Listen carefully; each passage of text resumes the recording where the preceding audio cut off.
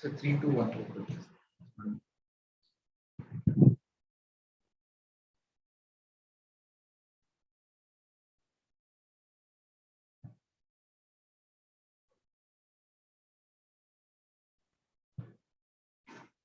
Hello everyone, good afternoon. So welcome to this session on fundamentals of mains answer writing. I just want to name it a little innovatively to make it a little more interesting. Learn mains answer writing style, the Baahubali way is the tag we have given to it.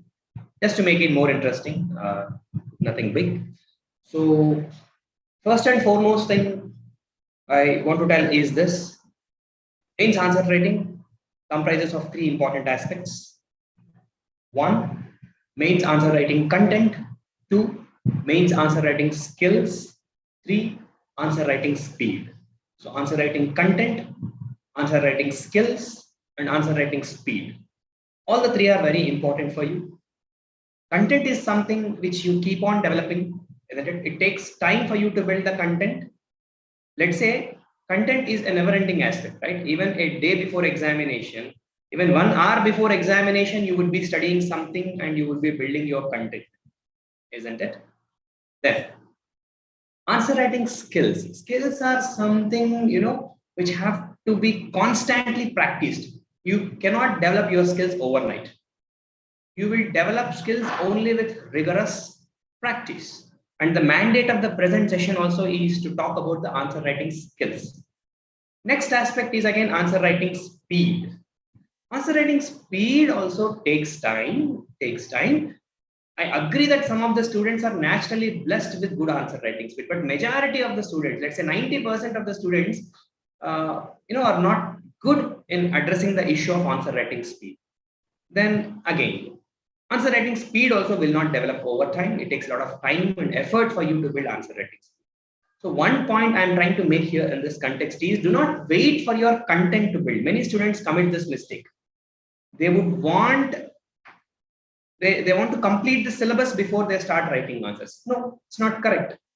You should start writing answers, start learning answer writing skills, work on building your answer writing speed.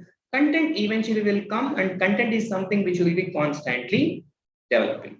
So with this brief introduction, I would want to directly go away into addressing the core theme of today's session, that is fundamentals of mains answer writing.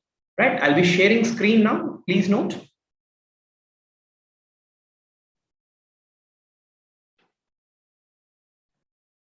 Yes. So, yeah, I want to use this Baahubali theme, to explain the concept of, or to explain the idea of mains answer writing, just to make it more interesting. Having said this,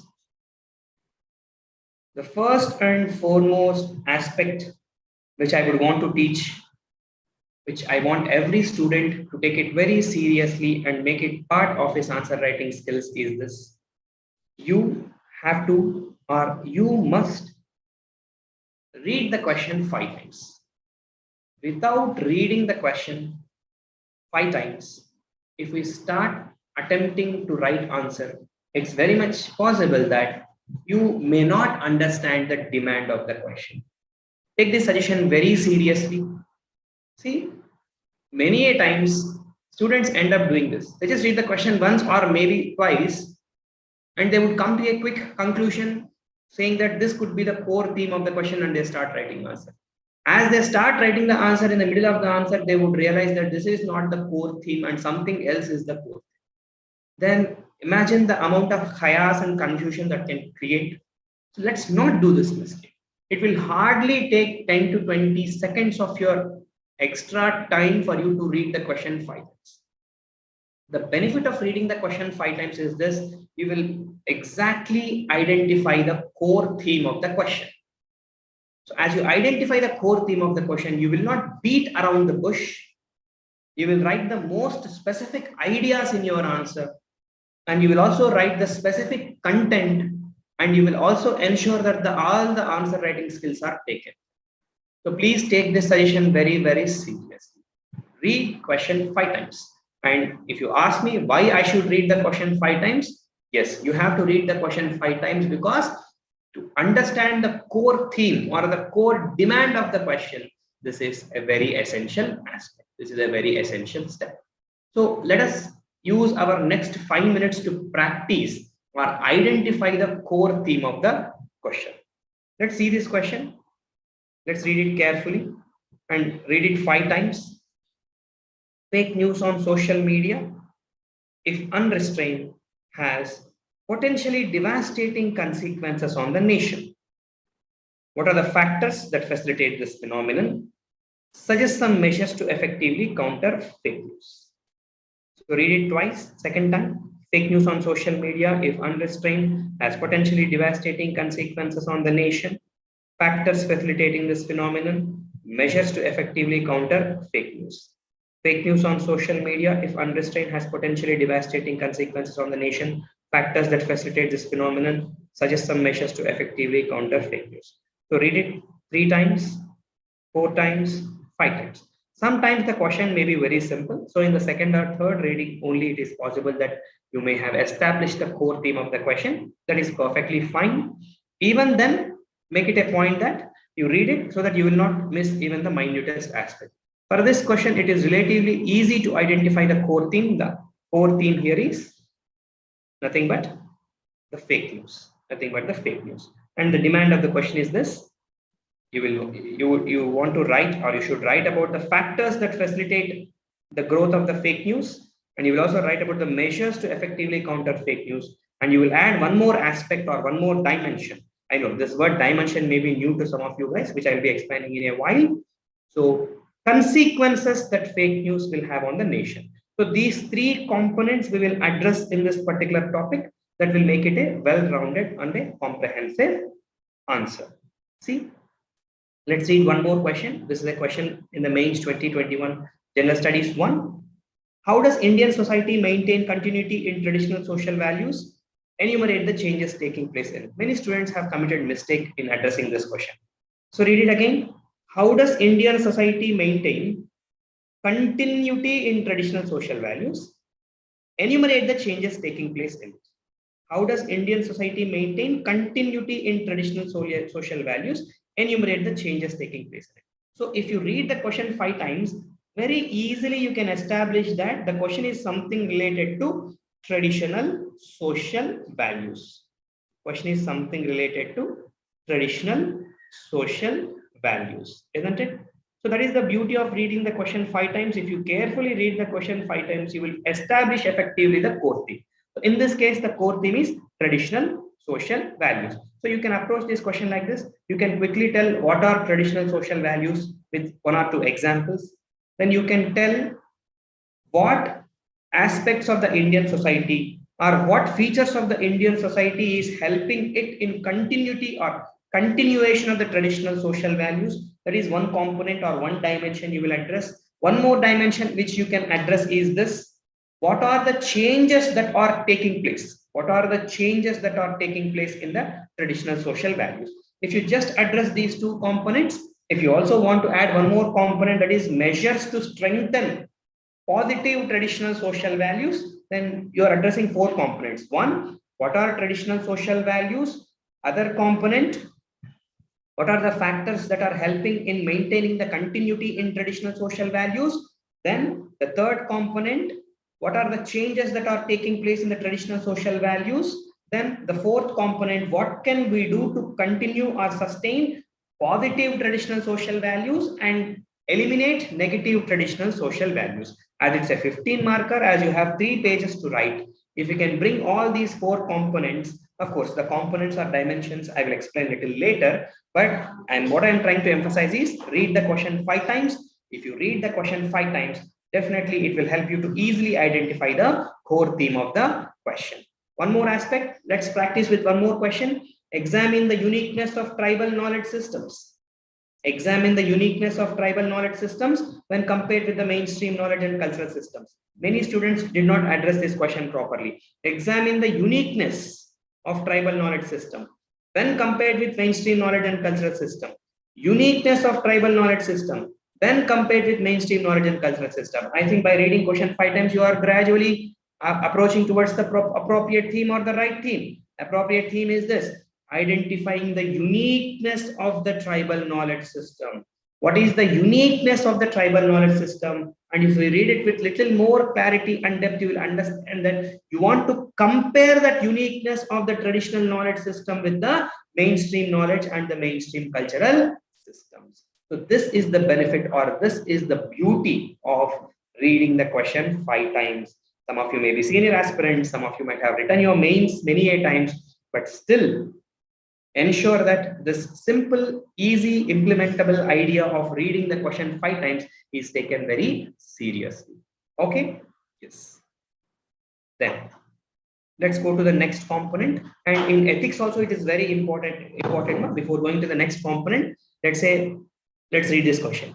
We can never obtain peace in the outer world until and unless we obtain peace within ourselves. We can never obtain peace in the outer world until and unless we obtain peace within ourselves. Again, read it again. So it seems, as we have read the question 5 times, it has become easy for us to identify the core theme. The theme of this question is obtaining inner peace. Obtaining inner peace. Obtaining inner peace means if you focus on obtaining inner peace, then automatically you will obtain peace in the outer world. That is the core theme. Let's read this question. This question also let's read 5 times. Generally, reflective topics in ethics, students find it difficult to understand and address. See it here. Life does not make any sense without interdependence. Life does not make any sense without interdependence. We need each other. And the sooner we learn that, it is better for us all. I'll read it again. Life does not make any sense without interdependence. We need each other. And the sooner we learn that, it is better for us all. Life does not make any sense without interdependence. We need each other, and the sooner we learn that, it is better for us all. So the core theme, after reading the question 3 to 4 times or 5 times, it will become easy to establish. The core thing means nothing but interdependence. You can approach this question like that. You can tell what is interdependence. You can tell what are the benefits of interdependence. You can tell what are the negative consequences that will flow if we are not interested or if we are not inclined towards interdependence. And you can tell how to establish or how to strengthen interdependence. Isn't it? 4 ideas. Even if it's a 10 marker, quickly you can capture three points under each of this. That will give you a well-rounded answer, right? So this is how the whole point I am trying to make in the last 10 minutes is just one point. Read the question 5 times. If you read the question 5 times, that will automatically ensure that you identify the core theme of the question without failure. Next important component which I want to teach you guys is this introduction. Writing a good introduction is something very, very important. Let's take this movie Baahubali. In this movie, one of the important reason that gives us a high right in the beginning of the movie is this introduction scene, right? That sets the tone of the movie and generates interest in us to watch movie with much more with much more immersive manner. So similarly, your introductions has to be as interesting and as thought-provoking and as precise and concise as possible, so that it generates a natural interest in the examiner to read your further answer. So many students tend to take their introductions lightly. So please do not take your introductions lightly. I want to teach something very specific. Introductions should not be very lengthy. Introduction should be precise. Introduction should be to the demand of the question. Introduction should not deviate from the demand of the question. And also make it a point, as I've already told in the very first, do not make it very lengthy. Some people have a tendency to write 3/4 page introductions. No, not every time you have a necessity to write a 3/4 page introduction. Now let's try to practice a couple of introductions for you to understand. See, focusing on writing good introduction, make it a point. Your introductions are simple, clear, specific, and thought-provoking. If necessary, include some facts or some simple figures, only if necessary. Never write lengthy introductions unless it is specifically asked in your question. For example, if question itself begin as like this, let's say the question is this: what do you understand by the term inclusive innovations? What are the challenges in establishing a robust innovation ecosystem in the country? Add a note on measures taken by Government of India in recent years to nurture innovation. right? If you read the question 5 times, it becomes easily understandable for you. The question is something related to innovation ecosystem. The first part of the question in the introduction itself, they have asked you to explain what is inclusive innovation. Here, it's possible that your introduction may be half page or sometimes even 3/4 of the page, because in the very demand of the question, they have asked you, what do you understand by the term inclusive innovation, right? So here it is okay to write a lengthy introduction. Now let's see this. One more question. A rapid, sustainable and durable rural economic transformation is the need of the hour. A rapid, sustainable and durable rural economic transformation is the need of the hour. In this context, identify various challenges in realization of this vision and suggest some innovative solutions to accomplish intended objectives. If you read the question carefully 5 times, you will easily understand that question is something related to rural economic transformation. Question is something related to rural economic transformation. Then the question asks you different aspects like various challenges and innovative solutions for rural economic transformation. That we will learn in other component. Here, see, for this kind of question, introduction can be again slightly lengthy. Why introduction can be slightly lengthy? Because you have to substantiate that statement in the question. Did you see? The question started with a statement, right? A rapid, sustainable and durable rural economic transformation. So here you have to introduce, or you can introduce by saying what is rural economic transformation and why we need a rural economic transformation which is rapid, which is sustainable and which is durable.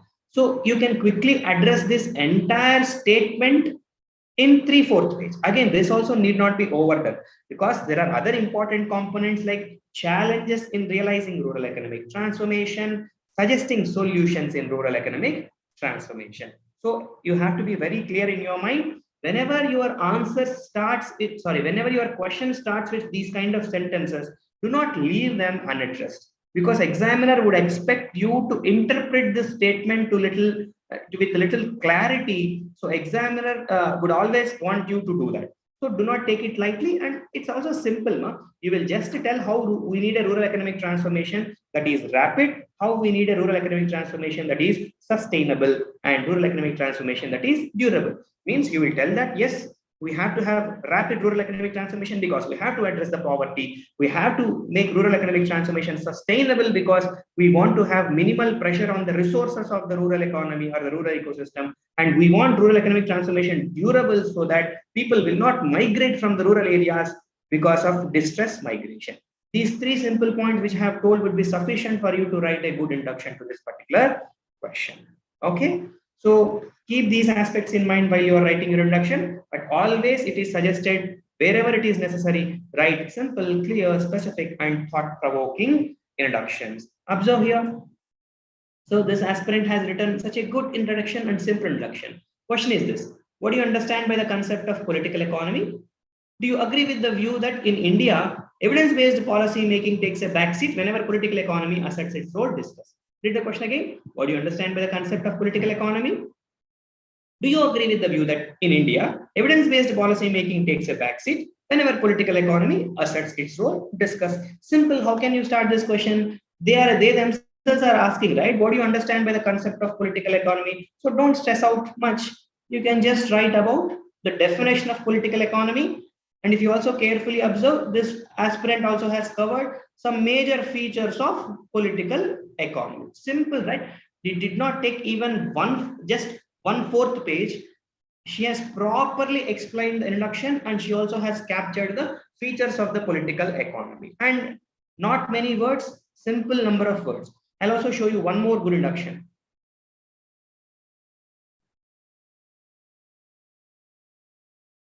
So, yeah. This introduction is Yashwant already ranked 50. So the question is this. So religious conversions through marriage is a tricky issue. Religious conversions through marriage is a tricky issue and may have many unforeseen consequences in the future of Indian society. and may have many unforeseen consequences in the future of Indian society. Critically analyze. So they gave a statement and they asked to critically analyze the statement. So let's see how he has introduced. As a nation built upon the ideals of secularism, liberty, and freedom, India provides opportunity for couples from different faiths to marry each other, and the same was legalized through Special Marriages Act. So how he chose to introduce? He chose to introduce like what is the existing system with regards to marriage? What is the existing system with regards to marriage? You need not write exactly in this way. You can also write by saying that in the recent times in the news you have seen in the recent times in the news we have seen incidents of religious conversions being politicized and creating social disturbances and spoiling communal harmony. Something like that you can introduce. Something like that you can introduce. You do not follow only this approach, but ensure that your introduction is simple and concise, right? So this is also one good introduction by Maurya. Maurya All India rank 28. He like it says something related to communalism. Question on communalism. So how he has written, communalism is defined as belief that one's own religious interests are important and against the interest of other religion. It's a political concept where people are mobilized over religion. Look, such a simple introduction. It's a 10 marker and such a simple way to introduce the question. So what I am trying to effectively put is this: do not overdo. Don't overdo. Always make your introduction simple and easy to understand. This is another this one is of Chaitanya, rank 161. Look at introduction. So this is a question related to ethnic cleansing. If you read the question carefully, you will understand that the theme of the question is ethnic cleansing. So how she did, of course, here she has written very lengthy introduction. So that's the reason I have evaluated and told that it's a very lengthy introduction. But yes, ethnic cleansing she has defined, and this is where you have to go for introduction. But this you should not do. This lengthy introduction is not usually suggestible. You have to make your introduction as simple, as crisp, and as easy to understand as possible, right? So I think I have made my point.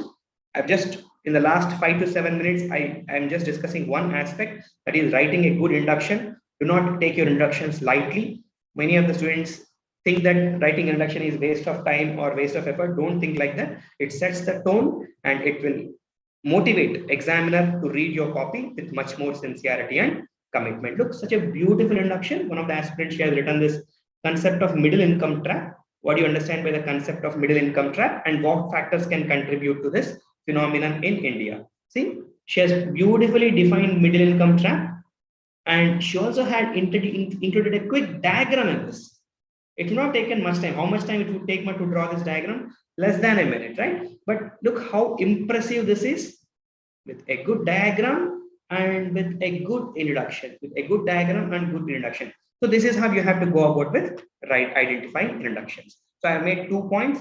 One point is reading the question 5 times. Second point is writing good introduction, reading question 5 times, writing good introduction. Let me go to the third and very important point.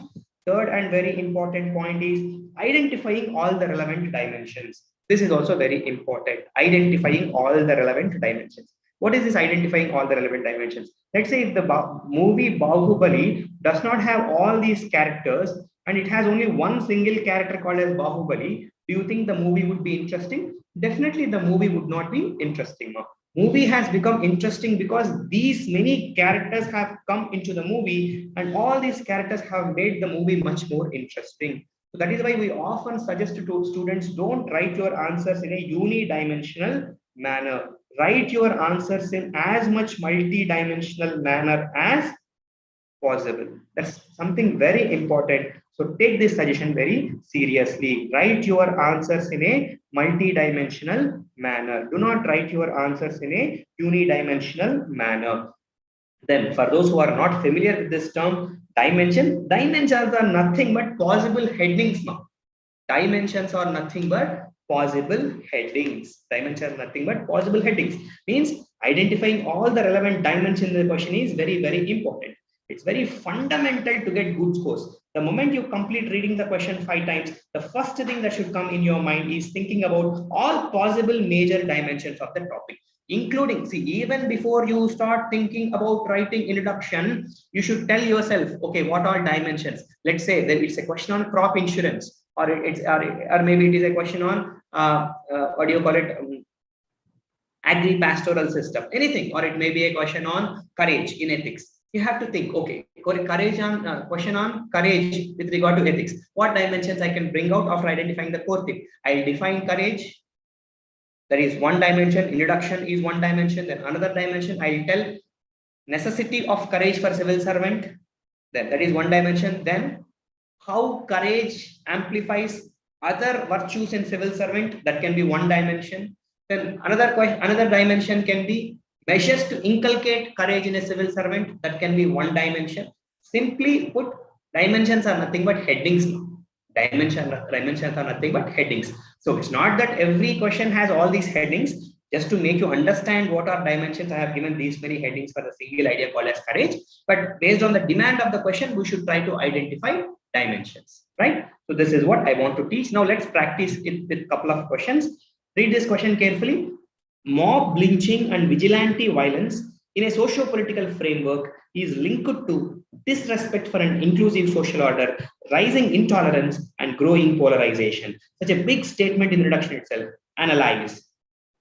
Suggest some measures to curb incidents of mob lynching. So mob lynching and vigilante violence in a socio-political framework is linked to disrespect for an inclusive social order, rising intolerance, and growing polarization. Analyze. Suggest some measures to curb incidents of mob lynching. So if you carefully observe the core theme after reading the question 5 times, you will understand that the core theme of the question is mob lynching and vigilante violence.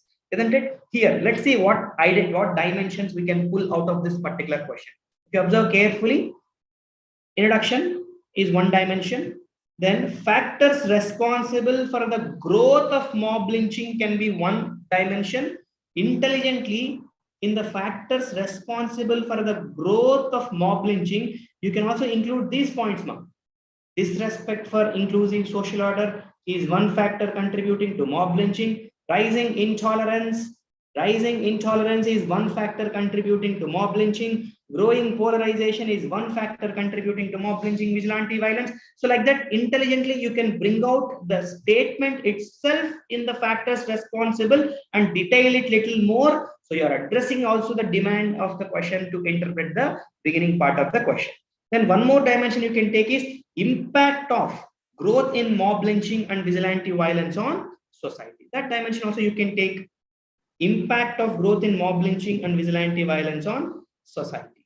And one more dimension you can take is measures to control incidents or way forward in addressing the problem of mob lynching. So it's a 15 marker, and you also can write a brief conclusion if you want. It's not that every time you write a good way forward, you also have to write a conclusion, but if you have time with good answer writing speed, it is perfectly okay even if you write a conclusion after writing a way forward. There are no hard and fast rules that you should not write a conclusion after writing a way forward. Okay, so be clear about this.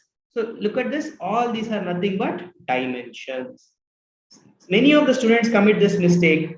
They just write answer like a monologue, not addressing multiple dimensions. So make it a point that all these aspects are taken care.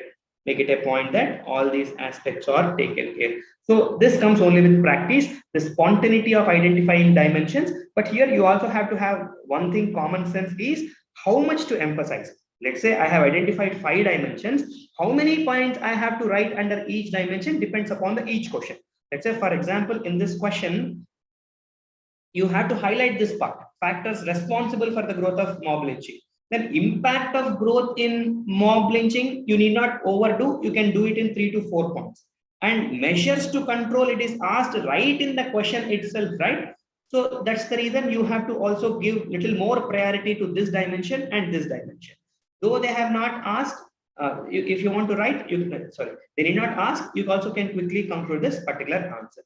So, and I did not teach you any specific aspect related to this particular question. What I am trying to teach you guys is this, how to address the problem, how to identify dimensions in one particular question. How to identify dimensions in one particular question. So you can see it here, and these are called as dimensions. See, look here, observe very carefully. This is a question which I have framed previously also, right? A rapid, sustainable, and durable rural economic transformation is the need of the hour.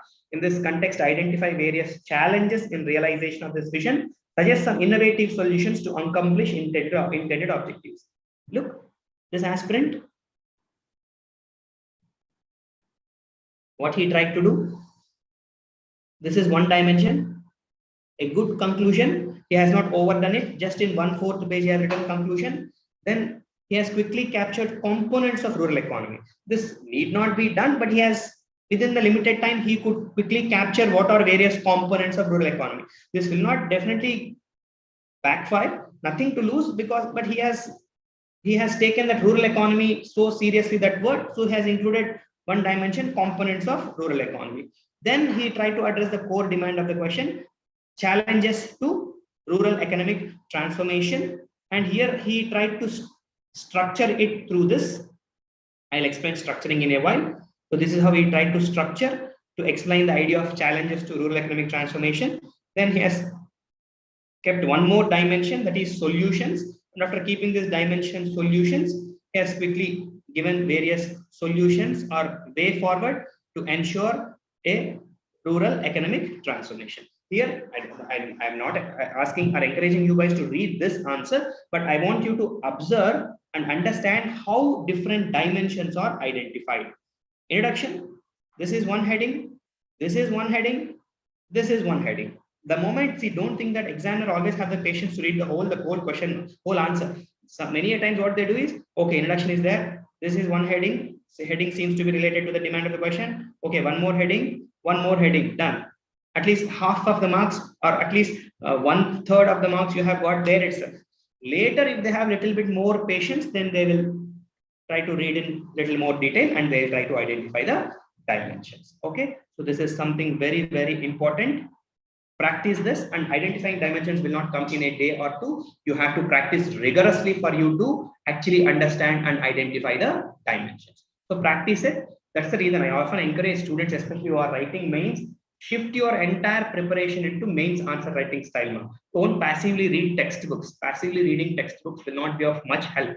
So what you guys are supposed to do is, every topic you are reading, try to pick it from the mains question papers. Nowadays different different copies are available, right, in the website sources. From those sources, pick those questions and read, complete your entire preparation on those aspects. I'll do another video on this aspect, but for time being, hope it is convinced and how important it is to identify dimensions. Next component and next very important aspect with regards to mains answer writing is structuring the answer. This is also very, very important. Many students take it so lightly. I agree that structuring the answer is difficult.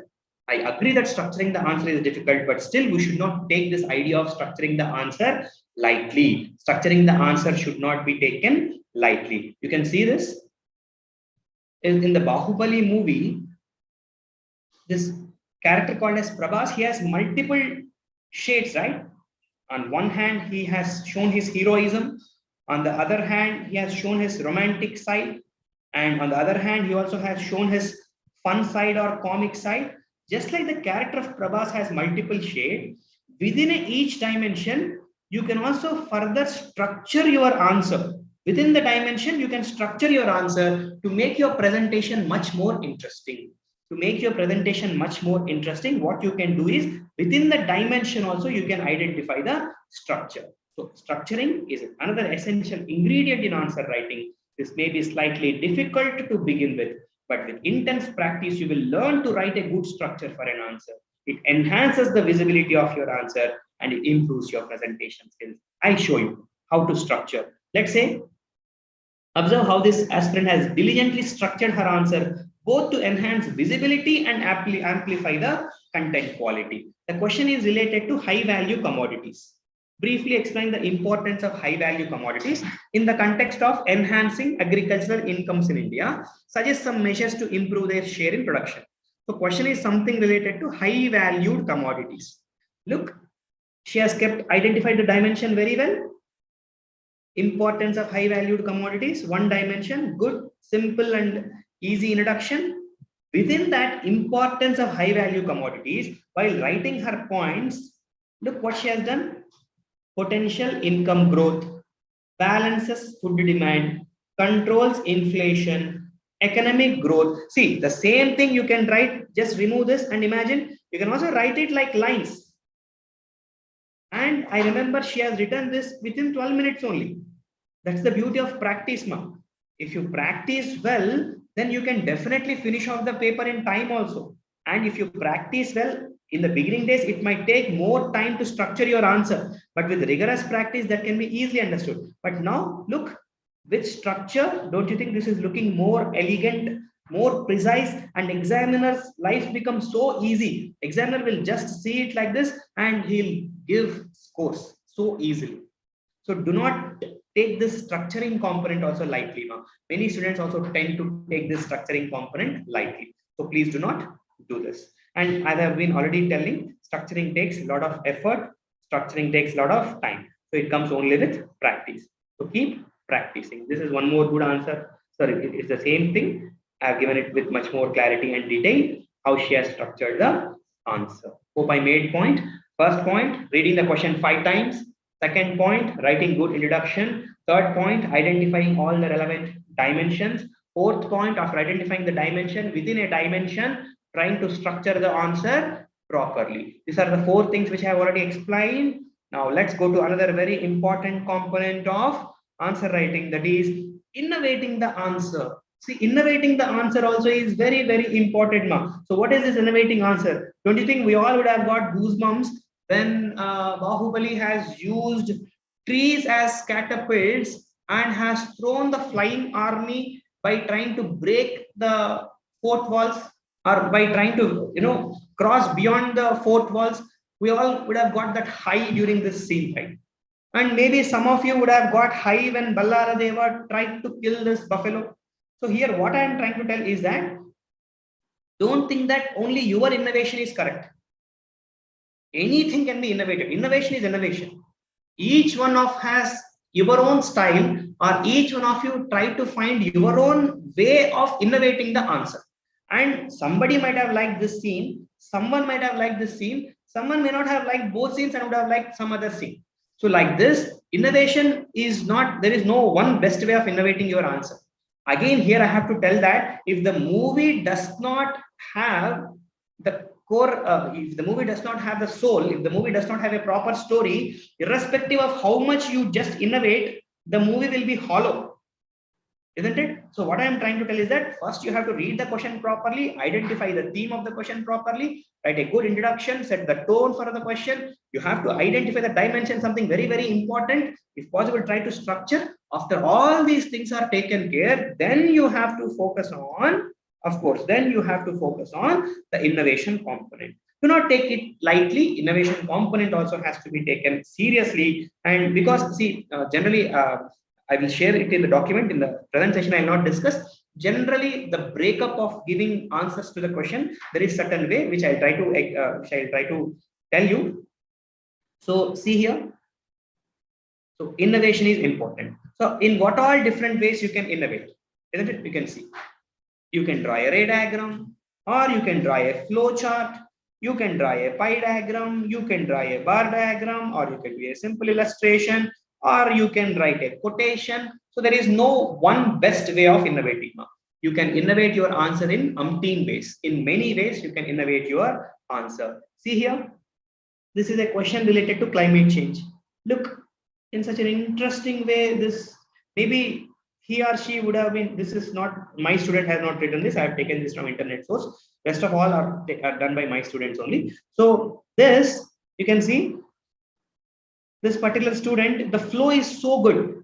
Maybe he or she would be lacking time, but still within that limited time, they want to represent the idea of climate change effectively and how climate change or the impact of climate change. This flow diagram would have been innovated spontaneously. So encourage students to try to practice these kind of innovations whenever there is paucity of time, or whenever there is no adequate time for you to complete an answer. These will come to your rescue, and this will help you to quickly complete the question paper on time.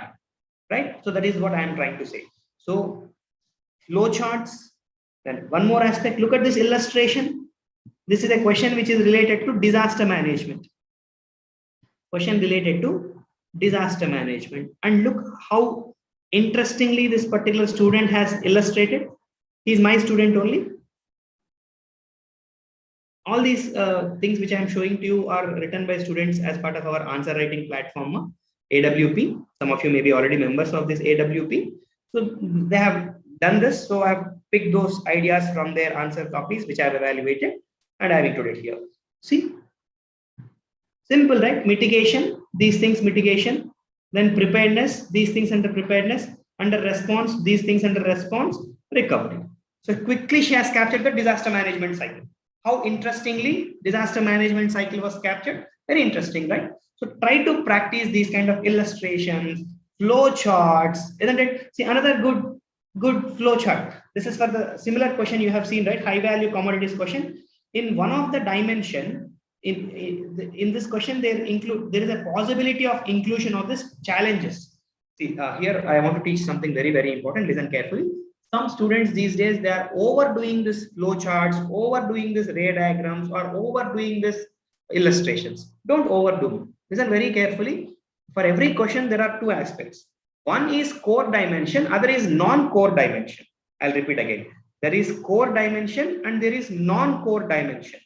Core dimensions, I sincerely suggest that confine to writing answer, confine to writing in lines, rather than making it a flowchart or a ray diagram or illustration. If it is a non-core dimension means this particular dimension or this particular heading is not directly asked in the question. Is not directly asked in the question. If it is directly asked in the question, it is better to write it properly. If it is not directly asked in the question, or it is something which is a non-core dimension, for non-core dimensions, I suggest you guys to go for this so-called illustrations and all. See, for instance, in this question, briefly explain the importance of high value commodities. So in the context of enhancing agricultural incomes in India, importance of high value commodities is one core dimension. Measures to improve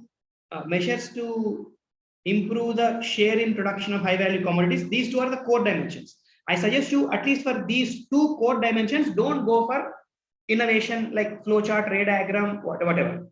But challenges is not the core dimension. They did not directly ask the challenges in the question, right? But still, if you write challenges, that will enhance the quality of your answer, that will enhance the presentability of your answer, right? So for the core challenges, the challenges part, you can quickly use this ray diagrams and also that will enhance the value, or that will enhance the presentability of your answers. So this is another very significant aspect. See, using right quotation at the right place also matters now. Right quotation at the right place, that will help you to better address the demand of the question. See, what is this? Right quotation at the right place. So for this, you have to practice quotations. Quotation will not just come like that over the night. It comes only with practice. Say, for instance, look, this student, the question is like this. Justice demands not just a set of abstract values, but also an understanding of the concrete cause and effect relations. Examine the statement. So this core theme of the question is something related to justice. So how beautifully he has concluded this question with a quote of Ayn Rand. We can evade reality, but we cannot evade the consequence of evading reality. We can evade reality, but we cannot evade the consequence of evading the reality. Then you may be thinking, where should I learn quotes from? It is very easy to learn the quotes if you know how to identify them. Simple, ma. I suggest the students always have a pocket book. In that pocket book, try to write down all the quotes, as many quotes as possible. Try to write down and try to practice them. Write down and practice them. And if possible, also make an audio file of the quotes. Keep listening to these quotes as many times as possible before you go for your mains examination. Let's say some 200 to 250 quotes have to be on your fingertips. If you have this 200 to 250 quotes on your fingertips, then the quotes will just come to you like that while you are writing your answers, and will make your answers very presentable, very interesting, and examiner will understand the seriousness of your answer writing. So don't take this aspect lightly. Don't think that writing quotes will be helpful for you only in your ethics. No. Quotes can be written anywhere. quote on health, a quote on education, a quote on democracy, a quote on sustainable development, a quote on fiscal sustainability, anything. You have to intelligently pick such ideas from your newspapers, pick such ideas from the internet sources, and include them in your answers. It will automatically ensure that the presentation quality of your answers is taken care, right? So, and do not think that for quotations you always have to go to some standard textbook. Nothing like that. You can pick quotation from anywhere, any random source. Even when you are wasting your time randomly scrolling Instagram or Facebook or WhatsApp, there also you will find some good quotes. Try to immediately think over, or try to immediately link it to your syllabus and write it somewhere. So when the real question is asked, you would know how to bring that particular quote into your answer. Okay, so hope I have made my point. In innovations, I have discussed all these things. I have discussed all these things in the innovation, like flowchart, ray diagram, pie diagram, bar diagram, illustrations, quotations. All these are innovations. But again, I am warning: do not overdo the innovation component. Do not overdo the innovation component. Right? Having said this, next important component which I want to highlight is underlining or highlighting important points in copies. This is one area which is taken for granted by many students. They will write wonderful answers, good introductions, and good dimensions they will identify properly. They'll also know structuring the answer. They also write a good conclusion, and they also are good in making innovations out of the question, but they end up not underlining or highlighting. This little bit of patience in underlining important points, this is going to make huge difference. Little bit of patience. You need just little bit of patience. With this little bit of patience, it will hardly take 30 seconds of your time, not more than. In some cases, only 20 seconds of time. But trust me, this 20 seconds of time over 20 questions, 20 into 20, 400 seconds. 400 seconds is less than 5 minutes, isn't it? Sorry, 400 questions is less than 7 minutes, 7-8 minutes. So 7-8 minutes can easily enhance your score by 8 to 10 marks. It's not an exaggeration. Yes, I'll tell you, I'll demonstrate with it. Let's say this particular scene, do you remember, in which the insurrection of the statue of Ballaradeva will happen? In that particular scene, they should have just showed that people want Baahubali as their king. But what the director has done, director has visually created something like this to create an appeal that this is what people are expecting.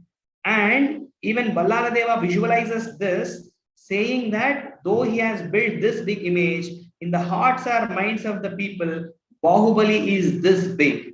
Baahubali is this big.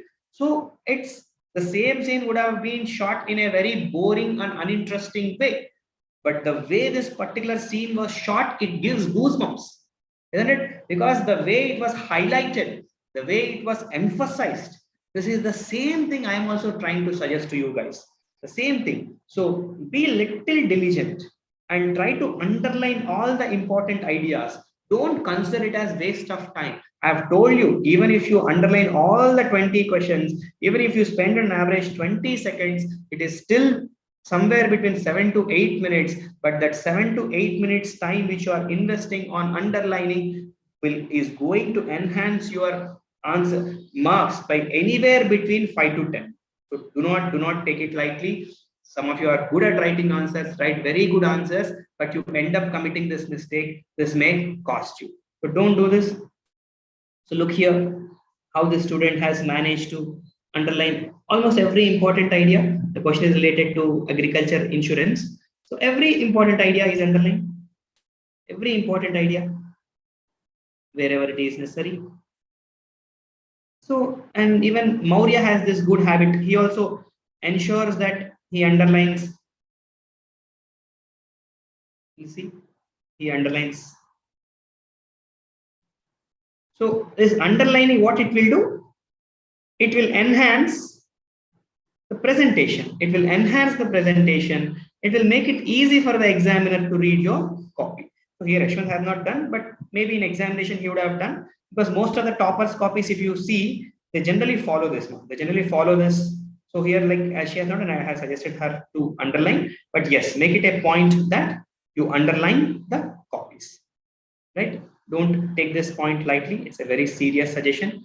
Then next suggestion which I would want to give to you is write in points format. This may sound like a cliched suggestion, but still it's a very important suggestion. Writing in points format is something important. Some of you may be thinking that why should I write only in points format? I'll write in narrative format. You can write in narrative format. There are no hard and fast rules that you have to write only in the points format. You can also write in the narrative format, but there are certain advantages of writing in points format.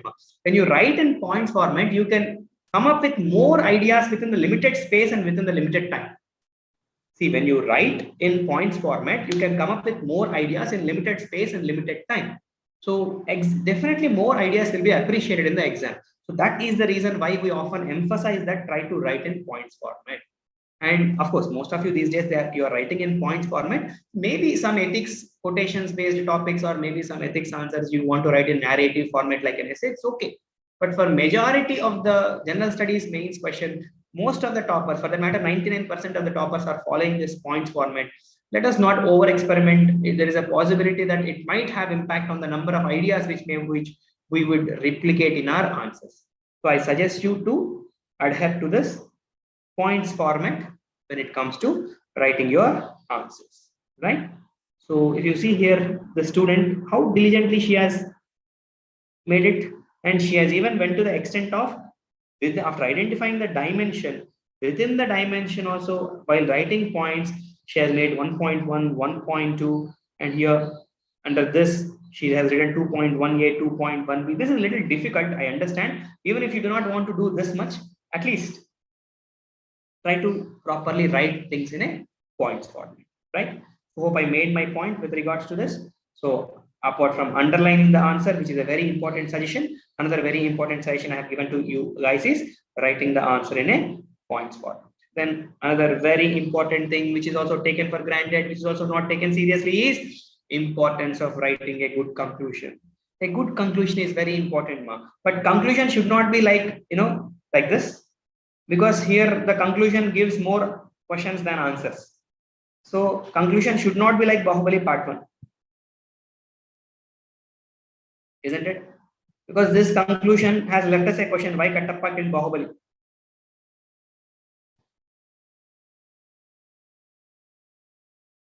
Creating confusion, creating more questions, creating doubts.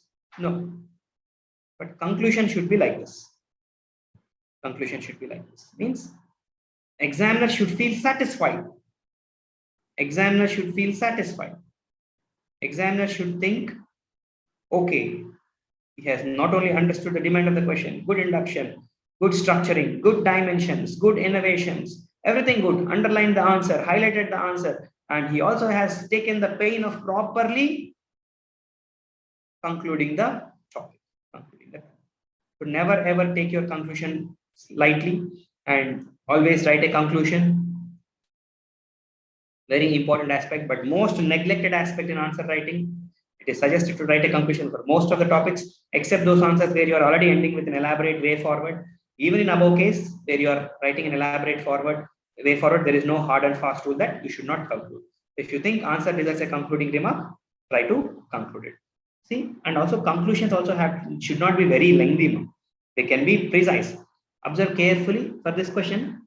This aspirant has written, what do you understand by the concept of interactive learning and adaptive learning? Discuss their importance in the process of learning. What do you understand by the concept of interactive learning and adaptive learning? Discuss their importance in the process of learning. Discuss their importance in the process of learning. Look, so how beautifully it is concluded. Both adaptive learning and interactive learning have their own importance in the process of learning. Learning is a process which shapes a personality, a future citizen, and hence it should focus on all-round development of the student. So it's a very optimistic, open-ended, futuristic conclusion, right? Like that. Here also, what is global livability index?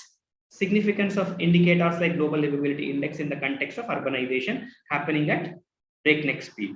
Global livability index. So as India is urbanizing at historically high rates, urban governance should be given top priority. City government should be empowered to attend the areas of critical concern. Urban policies and schemes should ensure a quality life to people and make the urban areas more livable and sustainable.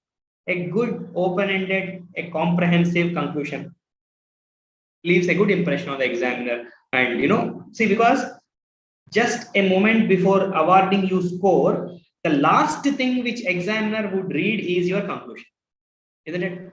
The last thing that examiner would read for you is conclusion. So never ever take conclusions lightly. So if they are not satisfied with the conclusion, there is a possibility that all the good impression you have carried throughout the answer might get, might become less impactful. It's not that they'll award you less marks, but it may create less impression. It may create less impression. So please take your conclusions also seriously. So here, that's what in our workshops, what we do is we make students practice 20 conclusions, 25 conclusions, 20 introductions, 25 introductions, 30, 40 dimensions. That is what the GRIT initiative is all about, right? Which we are about to launch from the next Monday. We train people in identifying dimensions, identifying structuring, identifying writing conclusions, writing introductions, doing innovations in the answer, underlining the answer, highlighting. So all these things we keep telling for 180 to 200 topics. If we make you practice these simple 7 to 8 things, this will come naturally into your answer writing, and your answer writing will be very calm, and your answer writing will be very comprehensive and to the demand of the question. Always see this now. All toppers copies, they are characterized by simplicity. Toppers will never overdo. They'll just address the demand of the question. Just write what is asked in the question. Basics they'll ensure, reduction, by identifying dimensions, structuring the answer, innovating wherever it is necessary, underlining, concluding. They just stick to these basics. You need not overdo things. Just sticking to basics is sufficient, and the sticking to basics is what that can give you maximum scores. Okay, so that's what I'm trying to emphasize. Stick to basics, stick to fundamentals. That is going to give you more edge than trying to overdo. So that is about conclusion. So these are the few ideas which I want to teach you guys. My sincere suggestion to all aspirants: always ensure that above 7 ideas must be constantly reverberating in your mind. Without adherence to above 7 ideas, do not expect to score high in your mains examination. And let me suggest you a simple mantra that should be imprinted in your mind. RQ5 IDSIUP. Say this 100 times. Tell yourself that I'll not forget this. Hereafter, whenever I write any answer to the mains question, I'll ensure that I'll read the question 5 times. I'll ensure that I read an introduction. I'll ensure that I'll identify all the possible dimensions. I'll try my best to structure the answer. I'll try to innovate the question as much as possible. I'll try to underline without fail. I'll try to write it in a points format, and I will conclude the answer.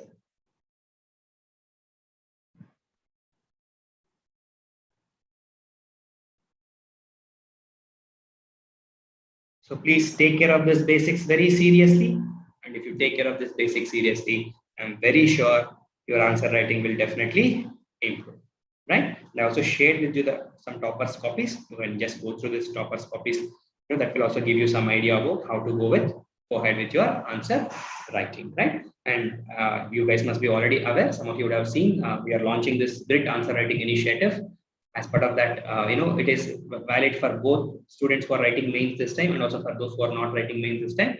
And for those who are writing mains, I myself am personally meeting those students on the Saturday, and I'll be sitting with those students, and I'll be evaluating their copies in the students' presence. This is the aspect we have included as part of our GRIT mains answer writing initiative. So hope you make good use of our services, and we want all of you to come up with the best possible scores. And especially the scores in mains is very important. I don't want you guys to clear mains with margin. Clear your mains with a big margin. And when you clear your mains with a big margin, then you will not have that stress that I have to do my best in interview. You will anyways do best in interview. But as it is this phase of the examination, give your 100%, clear your mains with 80, 100 marks margin.